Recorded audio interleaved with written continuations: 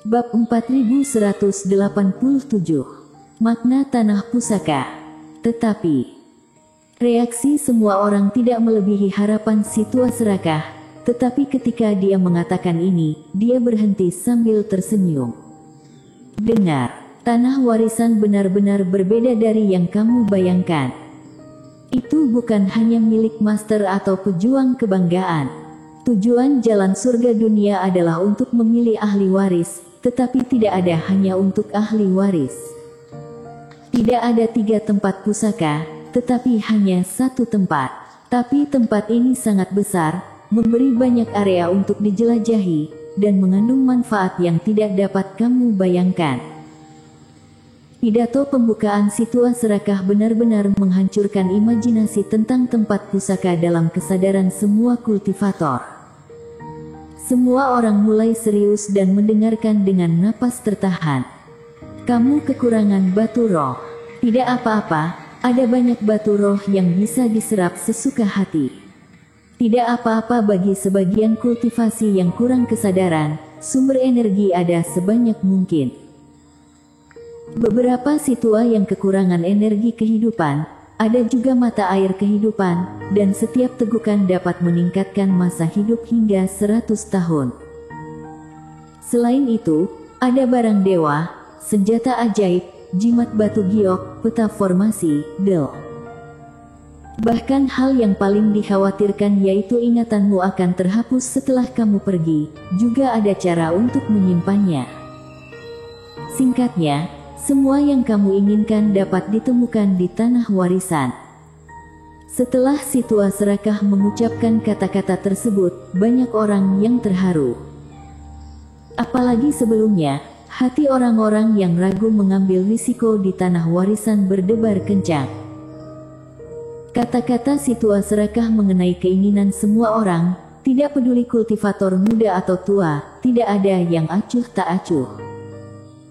Kultivator muda ingin cepat meningkat, jadi ada berbagai macam sumber energi dan materi pelatihan. Tidak jauh dari Eric Kin, janggut leluhur keluarga Chen tak kuasa menahan gemetar. Dia yang tidak berumur panjang pun tidak dapat menahan kegembiraannya sama sekali setelah mendengar bahwa tanah warisan memiliki tanah berkah yang memiliki mata air kehidupan. Orang-orang ini tidak menginginkan warisan Dewa Bintang, jadi kurang tertarik pada sumber budidaya umum. Namun sumber energi, mata air energi kehidupan, bahkan harta karun barang dewa adalah hal yang dibutuhkan setiap orang. Si tua serakah juga menunjukkan kepuasan saat melihat semua orang tergoda. Sebelumnya Dewa Bintang sengaja tidak menyebutkan hal ini, hanya untuk menghilangkan beberapa orang yang tidak memiliki semangat juang dan keberanian. Tidak ada yang bisa memutuskan siapa yang akan mendapatkan warisan tertinggi.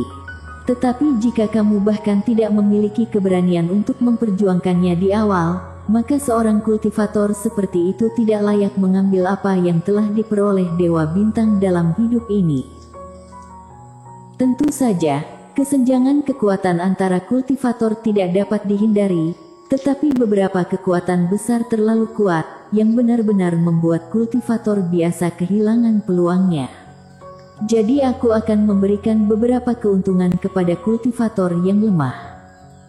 Si tua serakah tersenyum dan menatap Kaisar Naga Sisik yang raut wajahnya sedikit berubah di panggung tinggi. Di tempat pewarisan, kultivator fase penilaian 3 penurunan akan dijebak olehku di suatu tempat untuk sementara waktu. Toh Dewa Bintang yang memilih untuk mewarisi kultivator, biarpun dia tidak keberatan pewarisnya berasal dari kekuatan besar, dia tentu saja tidak mau kekuatan besar ini membuat orang-orang yang benar-benar luar biasa itu kehilangan kesempatan. Bukankah yang terkuat di tanah warisan adalah kultivasi 2 kegagalan? Mata banyak kultivator dari keluarga maupun sekte kecil dan menengah menjadi cerah kembali saat mendengar ini. Master fase penilaian 3 penurunan terjebak, ini tentunya merupakan kabar baik. Orang-orang seperti Kaisar Naga Sisik atau Ferdi Ying, selama mereka berdiri di sini, siapa yang berani dengan mudah bersaing dengan mereka untuk mendapatkan kesempatan? Tetapi bahkan jika klan Naga Sisik atau Longzu kehilangan Ferdi Ying atau Kaisar Naga Sisik pun masih sangat kuat, selama waktunya tepat, sekte keluarga yang didominasi oleh dua kegagalan akan memiliki kualifikasi untuk bersaing dengan Istana Bintang atau 5 klan iblis. Tentu saja, setelah membicarakan keuntungan, tempat pusaka bukanlah surga, jadi ada berbagai aturan. Setelah berbicara tentang manfaat, si tua serakah mengubah topik pembicaraan dan langsung menjadi tegas. Di tanah warisan, akan ada poin bintang, dan yang poinnya kembali ke nol akan langsung tereliminasi. Siapapun yang mati di dalam karena iblis monster atau jebakan formasi, akan langsung dieliminasi.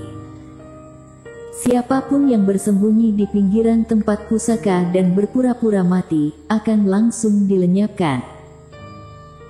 Mereka yang tersingkir akan segera dikeluarkan dari dunia jalan surga, dan tidak akan pernah memiliki kesempatan untuk memperoleh keuntungan apapun di sini, dan bahkan mungkin kehilangan sebagian dari keuntungan mereka. Adapun yang mati di tangan kultivator, itu tergantung pada poin di tanganmu. Jika kamu tidak memiliki cukup poin, kamu akan kehilangan jiwamu. Adapun lebih banyak aturan lain, kamu bisa mengeksplorasi sendiri setelah memasuki tanah warisan. Singkatnya, ada keuntungan dan risiko di tanah warisan. Jika kamu ingin mendapatkan keuntungan di dalamnya, kamu harus menggunakan keahlianmu. Hati setiap orang bergetar. Benar saja, tidak ada yang namanya barang murah. Dengan begitu banyak aturan yang begitu mudah tereliminasi, dan itu juga dapat mengarah pada penarikan apa yang telah diperoleh. Meskipun tidak tahu apa itu poin bintang dan bagaimana cara mendapatkannya, tetapi tampaknya hal ini akan sangat penting untuk tempat pusaka. Oke, semua orang pasti bosan mendengarnya. Aku telah menyelesaikan apa yang harus aku katakan, dan aku akan melompat ke lautan awan di bawah untuk memasuki tanah warisan. Jika seseorang tidak mau mengambil risiko dan tetap tinggal di puncak gunung, mereka akan segera pergi dari dunia jalan surga.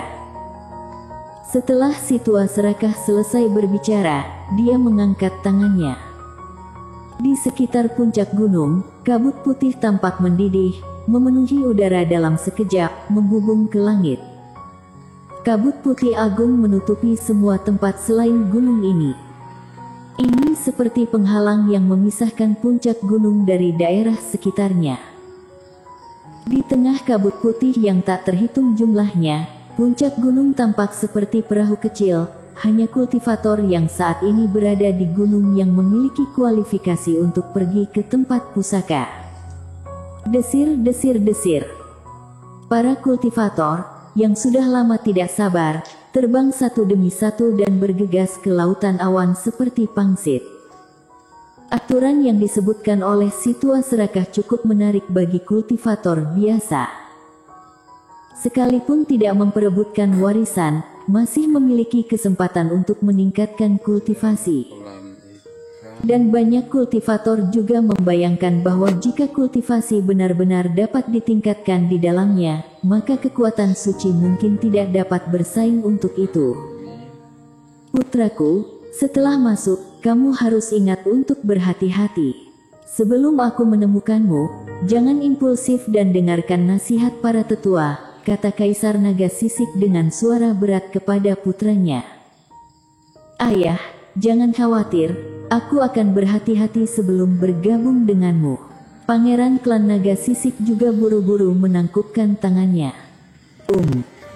Setelah penjelasan, para kultivator klan Naga Sisik terbang dan tidak memasuki lautan awan. Ayo pergi juga. Rain berbicara dengan bersemangat. Semua orang juga terbang ke tepi lautan awan dan memasukinya satu persatu. Tuan Muda Qiu, kami ingin pergi dari sini. Dan pada akhirnya, Sebelum Erikin hendak memasuki lautan awan, Arsoli membawa Denowang yang telah terbangun dan terbang keluar dari ruang permata. Kami tidak akan pergi ke tempat pusaka, jadi kami ucapkan selamat tinggal pada tuan muda di sini. Arsoli tertawa. Kedua penatua, ada banyak sumber daya di tanah warisan, mengapa kamu tidak mencobanya? Erikin mengerutkan kening. Tidak, kultivasi kami tidak tinggi, jadi tidak bisa membantumu, malah akan menjadi beban di sisimu. Arsoli tersenyum kecut. Bersambung.